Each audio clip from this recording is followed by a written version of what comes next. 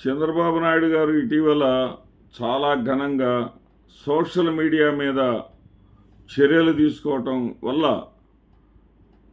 Social media దారిలో పడింది. Social మీడియాలో అసభ్యకరమైనటువంటి పోస్టులు ఎవరు పెట్టడం లేదు అన్నారు. చాలా సంతోషం. కానీ మెయిన్ స్ట్రీమ్ మీడియా సంగతి ఏంటి? మెయిన్ స్ట్రీమ్ మీడియాలో లక్ష్మీపార్వతి గారి గురించి ప్రస్తావన చేసి ఏదైతే ఉన్నాడో సినిమా నటుడు రాజేంద్ర ప్రసాద్, అతను మంచి హాస్య నటుడు,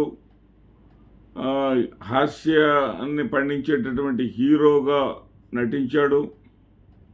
నటనలో అతనికి మంచి పేరే వచ్చింది.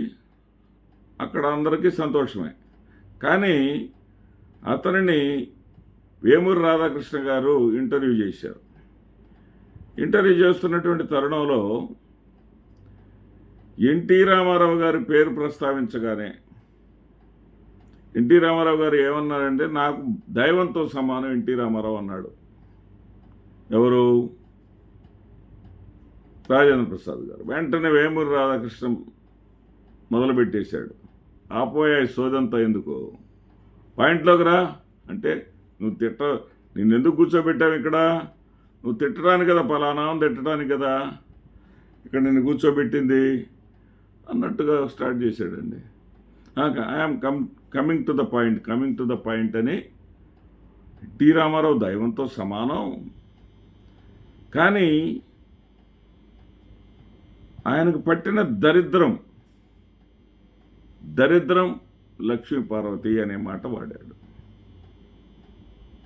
ఏమండి, లక్ష్మీపార్వతి మహిళ కాదా? లక్ష్మీపార్వతి గారు మహిళ కాదా? మహిళల గురించి అసభ్యకరమైనటువంటి పోస్టులు పెడితే మీరు సహించమన్నారు, చర్యలు తీసుకుంటామన్నారు. కానీ ఆ మహిళలనే చిత్రహింసలు పెడతా ఉన్నారు. ఎప్పుడో 5 ఏళ్ల నాడు, 4 ఏళ్ల నాడు, 3 ఏళ్ల నాడు పెట్టిన పోస్టులు వెలికితీసి మహిళలని కూడా చూడకుండా భర్తని సైతం, భర్తలని ఇద్దరిని కూడా అరెస్ట్ చేసి లోపలేసి మీ కక్ష సాధింపు చర్యలు తీసుకుంటా ఉన్నారు. కానీ లక్ష్మీపార్వతి గారిని దరిద్రం అంటామేంటి? దరిద్రం అనేటటువంటి మాటను పదే వాడుతూ ఉంటే అది ఎలా మీరు అంగీకరిస్తారు? దానికి ఎలా జైలు కొడతారు మీరు? దానిని మీరు ఖండించరా? ఒక ప్రొఫెసర్గా,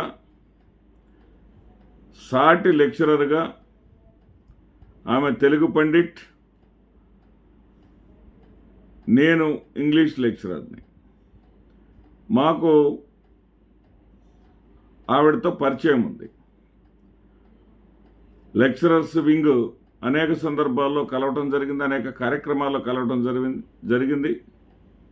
నాగార్జున యూనివర్సిటీలో సైతం ఉగాది పురస్కారాల్లో కలవటం జరిగింది.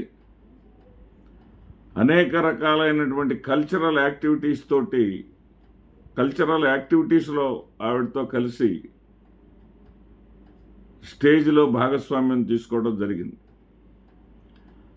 ఆవిడ ఒక మహావక్త, గొప్ప పండితురాలు. సరే, ఆవిడ దరిద్రం అని చెప్పేసి అన్నిసార్లు మాట్లాడుకున్నారే. కుల దురహంకారులు అంటాను మీ ఇద్దరిని. ఎందుకంటే వేమూరి రాధాకృష్ణ ఒకసారి మోహన్ బాబు సినిమా నటుడు భక్తవత్సలం ఉరఫ్ మోహన్ బాబుని పట్టుకొని, నీకు మోహన్ బాబు అన్నాడు, ఎవరిని? వేమూరి రాధాకృష్ణని, నీకు బాగా కులపిచ్చి ఎక్కువ అంట కదా అని చెప్పి. ఎవరు? నాకా అంటూ ఏమీ ఎరగనట్టుగా మాట్లాడాడు అతను. వీడు దరిద్రం అంటున్నారే. ఆవిడ మహిళ కాదా? అంటే మీ ఇళ్లలో ఉన్న మహిళలా? ఆమె వైఎస్ఆర్సీపీలో గతంలో మరి ప్రధాన కార్యదర్శిగా ఉండేవారు. అదే పదవిని మళ్ళీ ఆవిడకి కొనసాగించారు. మరి ఆ పదవి మళ్ళీ వైఎస్ఆర్సీపీలో ఇచ్చారు. వైఎస్ఆర్సీపీలో ఆవిడ యాక్టివ్గా ఉంది కాబట్టి మీ దృష్టిలో దరిద్రమా? అసలు లక్ష్మీపార్వతి గారు ఎన్టీ రామారావు గారి జీవితంలోనికి ప్రవేశించటానికి కారకులెవరు? అవసాన దశలో ఆయన అవసరాలు తీర్చటానికి కనీసం మరి కుటుంబంలోని వాళ్ళు ఎవ్వరు కూడా తోడు రాకపోతే మరి ఆయన జీవిత చరిత్ర రాయడం కోసం అక్కడికి వచ్చి ఒక సేవకురాలుగా వచ్చి ఒక సబ్జెక్ట్ ఉన్నటువంటి వ్యక్తిగా పండితురాలుగా వచ్చి ఆయన ఏదో చెప్తా ఉంటే వాటినన్నింటినీ కూడా ఆవిడ సంస్కృతం తెలుగు పండితురాలు కాబట్టి చక్కగా రాస్తూ వచ్చింది. సరే, అక్కడ మీరు లక్ష్మీపార్వతి గారి అవసరాన్ని రామారావు గారికి అధికంగా ఉండేలాగా చేసింది ఎవరు? ఎన్టీ రామారావు గారి కుటుంబ సభ్యులు కాదా? ఎన్టీ రామారావు గారి కుటుంబ సభ్యులు కనీసం అతను అన్నం తినడానికి కూడా వీల్లేనటువంటి పరిస్థితుల్లో అన్నం తినిపించినటువంటి ఆవిడ అసలు ఎన్టీ రామారావు గారు ఆవిడని పెళ్లి చేసుకుంటాను అని ప్రకటించాల్సిందాకా తీసుకువెళ్ళింది ఎన్టీఆర్ కుటుంబ సభ్యులు కాదా? నేను ఇక్కడ ఎన్టీఆర్ కుటుంబాన్ని ఆరోపించట్లా. అలాంటి అవకాశం కల్పించింది మీరు కాదా? ఎన్టీ రామారావు గారికి ఆ వయసులో మరి చనిపోయే నాటికి దాదాపుగా ఆయనకి 70 సంవత్సరాల వయసు ఉంటుంది. Subject to correction, around 70s. ఆయన ఆ వయసులో కామవాంఛలేముంటాయి? లక్ష్మీపార్వతి గారి గురించి వాళ్ళు చాలా నీచంగా లక్ష్మీపార్వతి గారి కుమారుడు వయసు ఉన్నటువంటి ఒక డాక్టర్ తోటి అక్రమ సంబంధాన్ని అంటగట్టి ఏదో మెసేజ్ పెట్టిందని చెప్పేసి వీళ్ళే ఆవిడ వ్యక్తిత్వ హననం చేశారు తప్ప. ఇంకా ఒక మాట అన్నాడు ఈయన, ఎవరు? రాజేంద్ర ప్రసాద్ గారు. రాజేంద్ర ప్రసాద్ గారు ఏమన్నారంటే, ఎన్టీఆర్ కుటుంబ సభ్యులు కూడా ఏడవలేదు, నేను ఆయన గుండెల మీద పండుకొని ఏడ్చాను చనిపోయినప్పుడు అన్నారు. మరి ఎన్టీ రామారావుని దైవంగా భావించేటటువంటి మీకు లక్ష్మీపార్వతి గారిని ఎన్టీ రామారావు గారు ఎందుకు పెళ్లి చేసుకోవాల్సి వచ్చిందో తెలీదా? లక్ష్మీపార్వతి గారిని రామారావు నేను భార్య స్థానం ఆమెకు ఇవ్వాల్సిందే అని ఎందుకు అనాల్సి వచ్చిందో తెలియదా? ఎవరు నిరాధారణకు గురయ్యాడో ఆయన, ఎవరి పట్ల వీళ్ళు నన్ను అవసాన దశలో నన్ను చూడలేరు అనుకున్నాడో, ఎవరు చూస్తారనుకున్నారో, ఎవరి తోడు లేకుండా చేస్తారనుకున్నారో, ఆ తోడు అతనికి ఉంటే మామూలుగా ఆవిడికి భార్య స్థానం ఇస్తే వీళ్ళెవరు మాట్లాడరు. ఆవిడకి దక్కాల్సినటువంటి గౌరవం దక్కుతుందని కదా ఆయన ఇచ్చింది. ఆమె మీరన్నటువంటి దరిద్రం అనే మాటనన్నారే, ఆవిడ ఏదో ఎన్టీ రామారావు గారిని దోచేసింది, ఎన్టీ రామారావు గారి ఆస్తులను కొల్లగొట్టింది అన్నారే.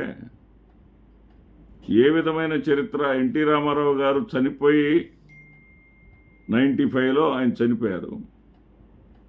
95లో చనిపోయారంటే ఇప్పటికి ఎన్నేళ్ళైంది? దాదాపు 29 సంవత్సరాలు అయింది, 30 సంవత్సరాలు అవుతుంది. ఈ 30 సంవత్సరాల్లో అలాంటి మచ్చ ఏమన్నా ఆమె మీద ఉందా? ఒక్కటైనా చూపించగలరా?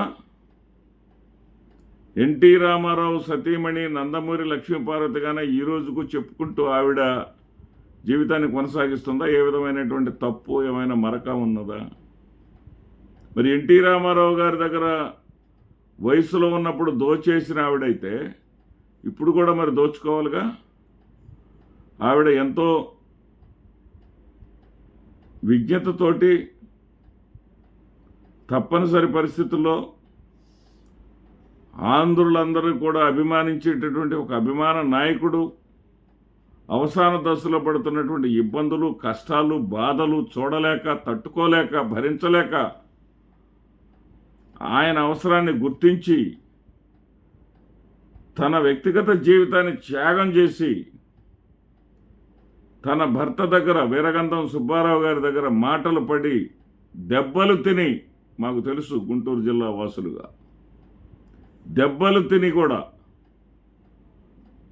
ఆవిడ వెళ్ళి ఎన్టీ రామారావు గారి సేవ చేయడానికి వెళ్ళిందే, అలాంటి పరిస్థితులు కల్పించింది మీరా కాదా? మరి అదే లక్ష్మీపార్వతి గారు ఒక్క వైఎస్ఆర్సీపీలో కొనసాగుతున్నారన్నటువంటి దుగ్ధ కాకపోతే ఆ రోజున లక్ష్మీపార్వతి గారిని బూచిగా చూపించి కదా మీరు అధికారాన్ని, చంద్రబాబు నాయుడు అధికారాన్ని కైవసం చేసుకోగలిగింది.